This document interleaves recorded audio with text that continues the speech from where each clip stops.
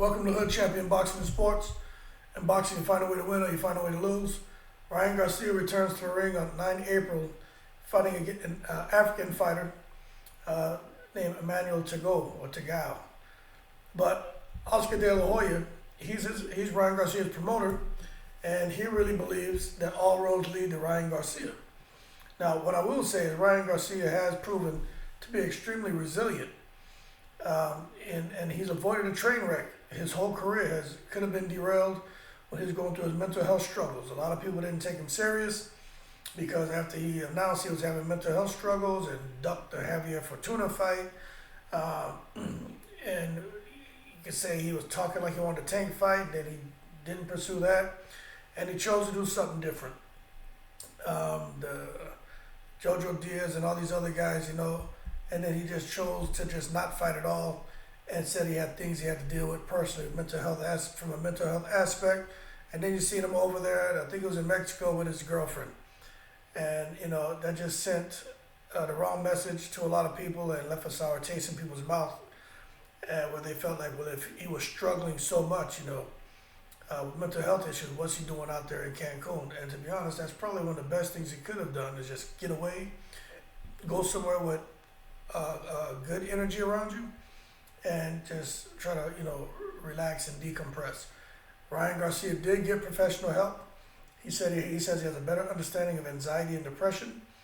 For those of you out there who maybe have never seen a counselor to deal with mental health issues, you'll be surprised.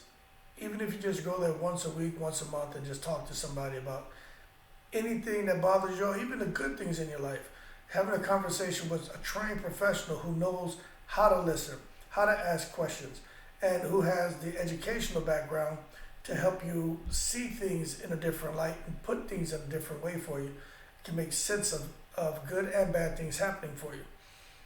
So I'm glad he did that. But that being said, as far as Ryan Garcia, all roads leading to Garcia, I think that's just a little bit of promoter talk from De La Hoya. But also, Ryan Garcia is a huge draw. So out of Ryan Garcia, Tank Davis, Devin Haney, Teofimo Lopez, then now you have Kambosos. You got Regis Prograis, right? But there's Josh Taylor. But when you start looking at these guys, right, who is the biggest draw? Like really, who is the biggest draw out of all those names? Teofimo, he's a draw. I don't know if he's a huge draw. Devin Haney, questionable. Josh Taylor, overseas, I think those guys can fill up an 80,000 seat stadium. But Regis Prograis, not that, he's okay. But Tank Davis, huge draw, depending on the market. You got to be smart about what you're doing with a guy like Tank. But Ryan Garcia, he's not just known for boxing. And that social media presence, he just puts people in seats. And these are, not even boxing fans. These aren't even casuals. These are people who are a fan of him from his social media presence. So De La Hoya's statement isn't necessarily off beam. I would think all roads do kind of lead to Ryan Garcia as far as filling up an arena or a stadium or some of these venues. But all roads don't lead to him as far as belts, title, and prestige. So De La Hoya is going to say what he needs to say, but he could have kind of peeled the layers back on that and been more specific, because all roads do not lead to Ryan Garcia. Because fighting Ryan Garcia may be able to get you a decent payday, but Oscar doesn't pay well. If Ryan Garcia was on a different platform, then maybe some of these fighters could go out there and get a really handsome payday. But Ryan Garcia needs to get himself a belt. He needs to sort things out. And with him fighting this African fighter, this guy out of Ghana, I just don't think that's going to be an easy fight for him.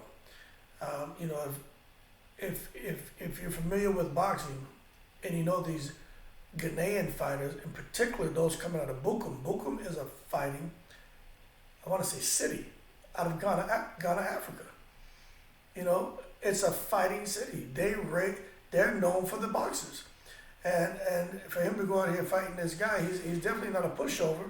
However, most of his fights have been, and overseas or in Africa, so he doesn't have that.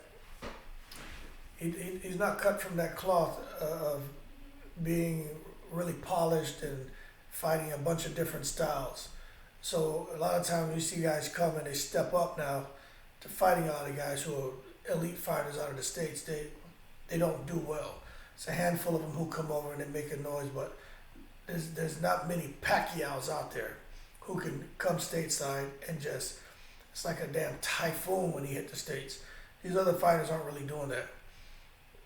So we'll see what happens. Ryan Garcia, I have all the confidence in the world. He's going to get through Emmanuel Tago or Tagao, or however you pronounce his last name. But then after that, he's going to have to jump back in the mix. You know, if this was Ryan Garcia coming off the Luke Campbell fight, which many had slated Ryan Garcia to lose that fight, he wasn't supposed to win. But he passed that test with flying colors. Yeah, there was a little bit of adversity there. He got hit hard. He got clipped with that left hook, and he went down hard. But that shows you that Ryan Garcia spars a lot. He was in great condition because that shot should have knocked him out. The way he went down, he looked like he was out. And then when he hit the ground, he woke back up. But when he got back up, it just shows his grit. It shows what's in his DNA. So he's an easy target. He's kind of quirky, a little bit corny, but he can fight. And you're not just going to come out there and think you're going to bully him or intimidate him. That's why I say, man, you can't judge a book by its cover. But he is a bit of an easy target. His younger brother seems to be more of a kind of, guy who's a bit more rigid and who's not going to tolerate too much of the BS. Ryan seems to be a bit more passive. But Ryan, out of the two, is definitely the most vicious of both of them if you get him going. So as far as De La Hoya, all roads lead to Ryan Garcia. In a sense, I could see that is because of his fan base, but outside of that, Ryan, what does he bring to the table aside from a name? He doesn't really, I don't know how much money he would bring, but there's no belts on the line, and those are things these guys need, man, as leverage going into big fights with big names. But I think if he gets through Tagawa, which he should, what's next for Ryan Garcia? Does he fight a Regis Prograis? Does he fight Tank? Does he fight Rolly Romero? What does he do between 135 and 140? What is he going to do? Ryan Garcia is a big boy. He can maybe even go up to 147. Wouldn't that be great if Ryan Garcia took on Keith Thurman? I think that would be a great fight. I really do. I think it'd be like Amir Khan going up in weight to fight somebody. You got the speed versus kind of the puncher. And I think Ryan Garcia, at this point in time, as far as where Keith Thurman is, I think Ryan Garcia has what it takes to beat Keith Thurman. Keith Thurman is not the same. So if Ryan Garcia can make a move like that to clip a big name at 140 or 147, then I would definitely say all roads lead to him, because that's just going to put him in a whole nother stratosphere. But he's got to get past to go, and then he got to do something else. Probably 2 more fights this year. You got to do something big. He can't sit on the sideline anymore. All the talent in the world isn't going to get you to win in fights. Inactivity is a killer, man.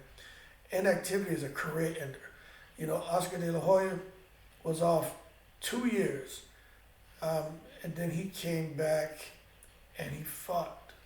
I'm not sure if it was Mayorga or Trinidad. No. I think it was Mayorga. He came back and fought Mayorga after being out for 2 years, I believe. And, he looked good, but again, he wisely chose his opponent. But with Ryan Garcia, he's a young guy, man. We'll see what happens. But you gotta do something juicy this. You gotta do something juicy this year if he really wants all roads to come to him, because the signs are there that it could be, but right now I just don't see it. So leave your comments below. Let us know. Let me know what you think about Ryan Garcia and Oscar De La Hoya's assertion that all roads lead to him. Ryan is not the cash cow. I think he can be. I think there's money there for him. But he's got to get from underneath De La Hoya for the real money to flow in. He's fighting on DAZN, so who knows what kind of partnership there is between Golden Boy and DAZN. But Ryan Garcia has to sort some things out because this just isn't it. Fighting those African fighters, man. If you've been watching boxing, and even if you haven't, I'm gonna tell you now, you almost have to shoot those guys. I don't know if you guys remember the Zuma Nelsons, and more recently the Joshua Clottey, and those guys just don't go down easy. They're here to fight, and I think that's why, honestly, why Canelo chose not to fight that guy at once cruiserweight. I think he knew, man. And I'm not saying the guy was the most talented boxer in the world, but there are weight classes for a reason. There are weight divisions for a reason. Nevertheless, leave your comments below. Let me know what you think. Do you think all roads lead to Ryan Garcia? I think Ryan, if he really wants to make some noise, he got to get something juicy. You got Regis Prograis. You got, I just said his name, Josh. Kid Josh, the guy fighting out of England. Luke Campbell. He already beat him, but Josh, I forgot his name, Josh. Got to fight a Teofimo Lopez. Get in there, mix it up with some of these 135, 140 pounders, the Lomachenkos, man, the Cambosas, the Devin Haney's. But at the same time, I'll tell you what, let's say Haney goes out there. He's gonna be busy this year. So Ryan Garcia, if he wants to fight Haney or somebody for some titles, he's gonna have to wait. So he'd probably have to wait till next year to get one of those big fights. But if he wants to get a shot at a Devin Haney or a Cambosos next year, if he wins whatever fights he has the rest of this year, he's going to have to go in there because these people are learning about structuring their business model. They're learning about how to put contracts together. There's no way in the world Ryan Garcia is going to go in there, no matter how much his fan base is, and get more than 20%. It'll be a first, second, third fight. Expect that to be the norm. Those contracts to be written like that. And Ryan Garcia is going to have to, he's going to have to figure some things out because for all roads to lead to him, he's going to have to fight somebody who doesn't have those titles and who can't word a contract in their favor like that because they have all the leverage. And Ryan Garcia really has nothing. And that's just a fact, man. I think that's going to be the new norm. Nevertheless, man, leave your comments below. Let me know if you liked the video. Leave a comment, subscribe if you enjoyed, man. I have more videos coming. I try to do about 40 a week. So we'll see if we can reach that milestone, man, on a weekly basis. And shout out to all the veterans. Everybody keep safe. Enjoy your weekend. And as always, I'm in the breeze.